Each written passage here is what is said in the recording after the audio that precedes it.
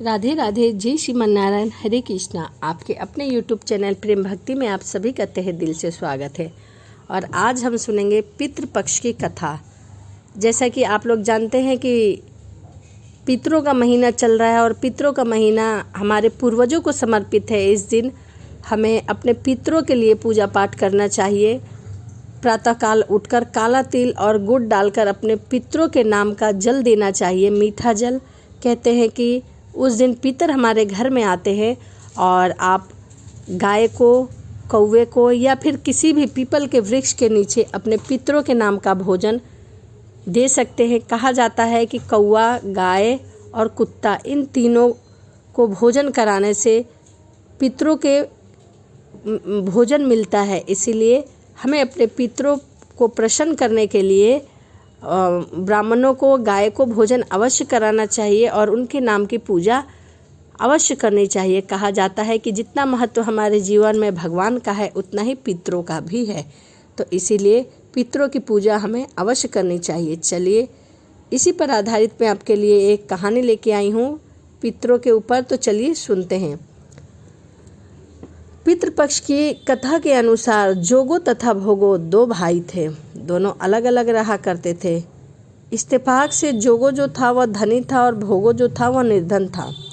दोनों में परस्पर बहुत ही घनिष्ठ प्रेम था, परंतु जोगो की पत्नी को धन का अभिमान था, किंतु भोगो की पत्नी बड़ी सरल स्वभाव की थी। पितृपक्ष आने वाला था। जोगो की पत्नी ने उससे पितरों का श्राद्ध करने के लिए कहा, तो जोगो ने कहा, यह व्यर्थ का कार्य मैं नहीं करता, इसमें मेरी कोई चेष्टा नहीं है। किंतु उसकी पत्नी समझती थी कि यदि ऐसा नहीं करेंगे तो लोग बातें बनाएंगे। फिर उसने अपने मायके वाले को दावत पर बुलाया और अपनी शान दिखाने का यह उचित अवसर उसे लगा। अतः वह बोली, आप शायद मेरी परेशानी की वजह से ऐसा कह रहे हैं, किंतु मुझे कोई भी परेशानी नहीं होगी। मैं भोगो की पत्नी को बुला लूँगी, दोनों मिलकर सारा काम कर लेंगे। फिर उसने जोगो को अपने पीहर न्योता देने के लिए भेज दिया। दूसरे दिन उसने भोगो की पत्नी को बुला लिया। सुबह सवेरे आकर काम में जुट गई। उसने रसोई तैयार की, अनेक पकवान बनाए। फिर सभी काम निपटाकर वह अपने घर आ गई। आखिर उसे भी तो अपने पितरों का श्राद्ध तर्पण करना था। इस अवसर को वह कैसे जाने देती। जोगो की पत्नी ने उसे रोका ना और वह रुकी। शीघ्र ही दोपहर हो गई। पितर भूमि पर उतरे। जोगो भोगो के पितर भी भूमि पर उतरे। पहले जोगो के यहाँ गए तो वहाँ क्या देखा कि उसके ससुराल वाले सभी भोजन करने में जुटे हुए हैं और वह निराश होकर भोगो के यहाँ आया। भोगो के यहाँ वह क्या देखता है कि मात्र पितरों के नाम पर अगियारी दे दी गई है। पितरों ने उसकी राख चाटी और भूखे ही नदी के तट पर जा पहुँचे। थोड़ी देर में सभी पितर वहीं एकत्रित हुए और अपने अपने यहाँ के श्राद्धों की बड़ाई करने लगे। जोगो भोगो ने भी अपने यहाँ की बीती हुई सारी बात बताई। फिर वह सोचने लगे, अगर भोगो समर्थन वाला होता तो शायद उन्हें भूखा न रहना पड़ता, मगर भोगो के घर में तो 2 जून की रोटी भी खाने को नहीं थी। यह सब सोचकर उन्हें भोगो पर दया आ गई। अचानक वे नाच नाच कर गाने लगे, भोगो के घर धन हो जाए, भोगो के घर धन हो जाए। ऐसा कहकर पितर बहुत प्रसन्न हुए। शाम होने को हुई थी। भोगो के बच्चे को कुछ भी खाने को नहीं मिला था। उन्होंने माँ से कहा, माँ मुझे आज बहुत भूख लगी है।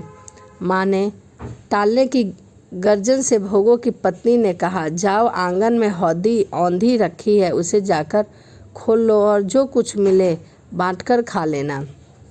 बच्चे वहाँ पहुँचे तो वह क्या देखते हैं कि औंधी मोहरों से भरी है और दौड़े दौड़े माँ के पास पहुँचे और उसने सारी बातें बताई। आंगन में आकर भोगो की पत्नी ने सब कुछ देखा तो वह भी हैरान रह गई। इस प्रकार भोगो भी धनी हो गया, मगर धन पाकर वह घमंडी नहीं हुआ। दूसरे साल का पितृपक्ष आया। श्राद्ध के दिन भोगो की स्त्री ने 56 प्रकार के व्यंजन बनाए। ब्राह्मणों को बुलाकर श्राद्ध किया, भोजन कराया, दक्षिणा दी। जेठ और जेठानी को सोने चांदी के बर्तन में भोजन कराया, जिससे पितर प्रसन्न हुए और तृप्त हुए। इस प्रकार पितर भोगो को बहुत सारा आशीर्वाद देकर गए।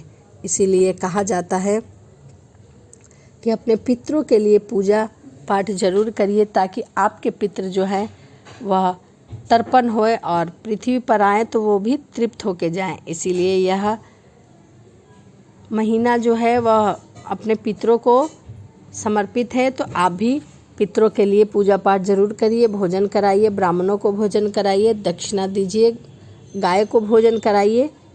और आपको वीडियो कैसी लगी कमेंट भी करिए। तो चलिए इसी के साथ वीडियो को समाप्त करते हैं और मिलते हैं अगली वीडियो में।